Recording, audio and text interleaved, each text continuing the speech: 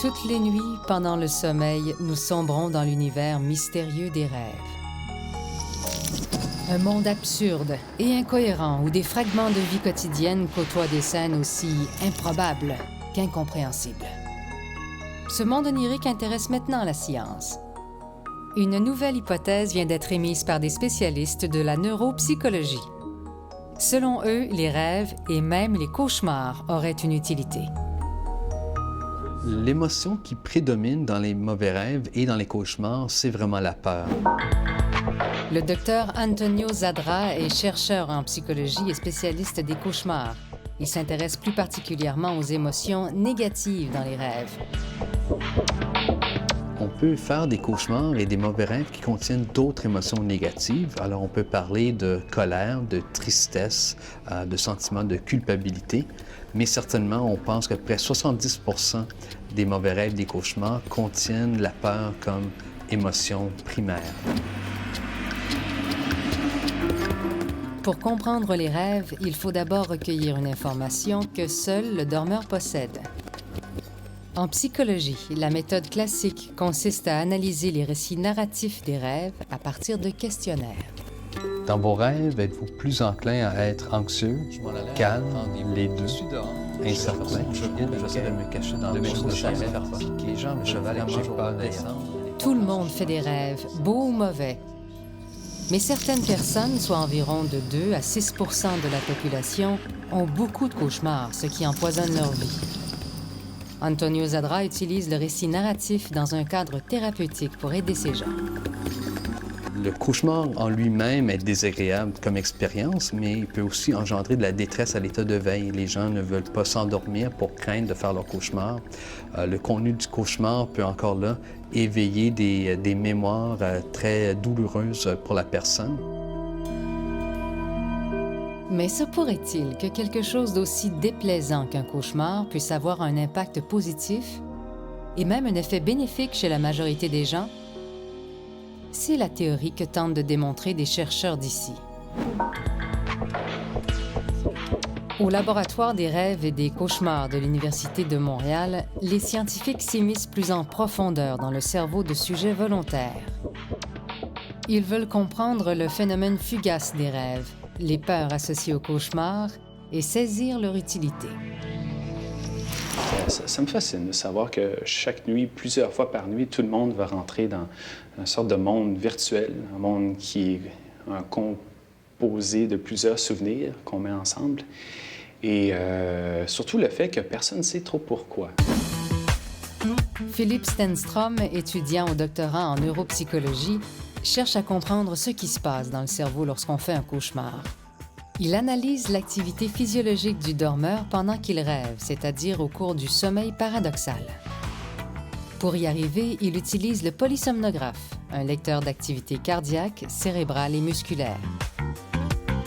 Quand on tombe en sommeil lent, on a une synchronisation des ondes cérébrales, le tonus musculaire diminue un petit peu, puis il n'y a pas vraiment de mouvement oculaire.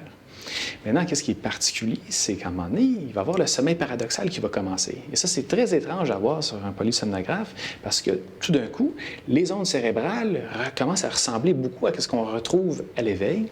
Les yeux vont commencer à bouger et, étrangement, les muscles, parce qu'on mesure ici sur le menton, les muscles sont paralysés. Et en fait, ça ne serait pas pour les muscles paralysés, on aurait beaucoup de misère à différencier entre l'état d'éveil et l'état de sommeil paradoxal. L'activité cérébrale est intense au moment d'un rêve. Un peu comme lors d'un orage, le rêve provoque un lot de décharge électrique entre les neurones du cerveau. Pendant le sommeil paradoxal, la partie frontale du cerveau est habituellement endormie. C'est elle qui est responsable du jugement et de la logique. Cette absence de censure explique en partie le côté farfelu du rêve. Parce que le lobe frontal est endormi, notre cerveau aurait le loisir de réécrire les scénarios à sa manière, de remettre en scène dans le désordre des parcelles d'événements vécus.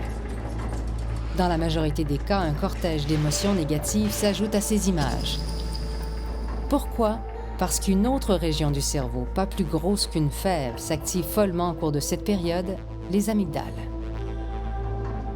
Lors du sommeil paradoxal, qui est le stade de sommeil qui est associé avec les rêves, nous avons activation des amygdales, qui est la partie du cerveau responsable pour certaines émotions. Et certaines recherches disent que c'est surtout les émotions négatives. Bonjour Gisèle. Est-ce que tu peux me dire qu'est-ce que tu avais en tête juste avant le thème sonore? La seule façon de savoir si un sujet a fait un bon ou un mauvais rêve, c'est de le réveiller au milieu de cette activité cérébrale intense. Ces peurs nocturnes sont-elles utiles? Les chercheurs pensent que oui. Tout se fait dans le cerveau. On parle de connexion dans le cerveau, de créer des nouvelles connexions. Et ça serait une façon que le rêve puisse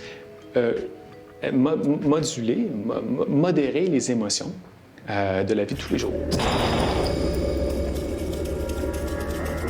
L'une des vertus du cauchemar serait justement d'associer des images positives à des images négatives.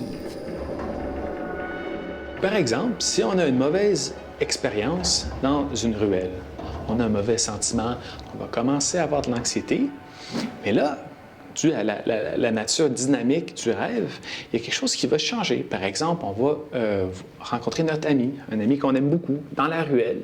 Et puis, il va peut-être on va se réaliser que, bon, il y a des chandelles, ou il y a des belles plantes, ou il y a une recontextualisation, si on veut.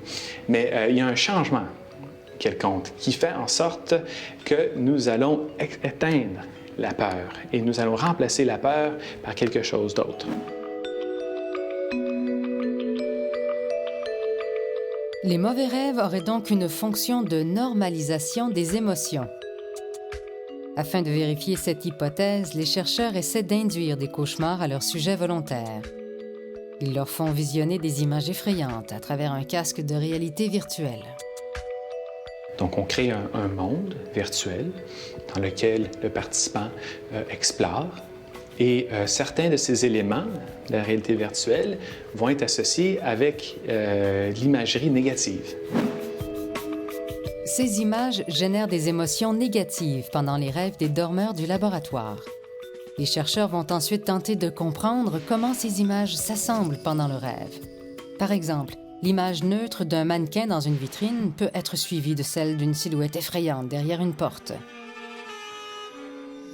Les neuropsychologues s'intéressent à la façon dont le sujet va remettre en contexte ces images dans son propre rêve. Et là, on veut comprendre, c'est quoi les lois qui vont gérer que tel objet va incorporer versus tel objet. Et on croit que les émotions ont un rôle très, très, très important à jouer. Ces objets sont porteurs d'émotions.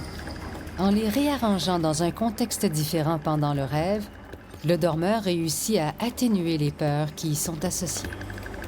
Alors, le rêve va essayer de prendre ces émotions-là et de les travailler, pour ainsi dire, en les mettant en contexte avec des personnages pertinents, des situations pertinentes, des nouvelles situations, encore là pour les incorporer, pour pouvoir mieux les vivre.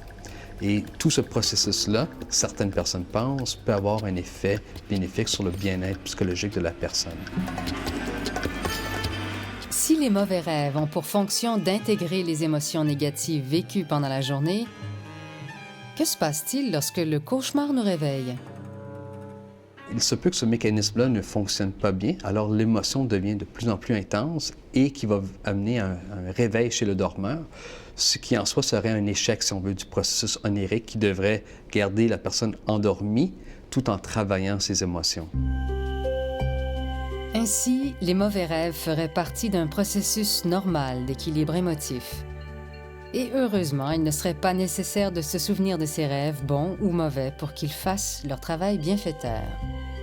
Et on penserait que ce processus-là, ensuite, qu'on s'en souvienne ou pas, indépendamment de ça, a un impact positif à l'état de veille de la personne une fois qu'on se réveille, qui pourrait peut-être expliquer pourquoi on se réveille de meilleure humeur certains matins et de mauvaise humeur d'autres matins. Que l'on s'en souvienne ou pas, le rêve et le cauchemar influencent donc la vie éveillée. La science, toujours en quête de réponses, applique ses méthodes d'analyse pour tenter d'expliquer la raison d'être de ce monde qui demeure encore aujourd'hui mystérieux.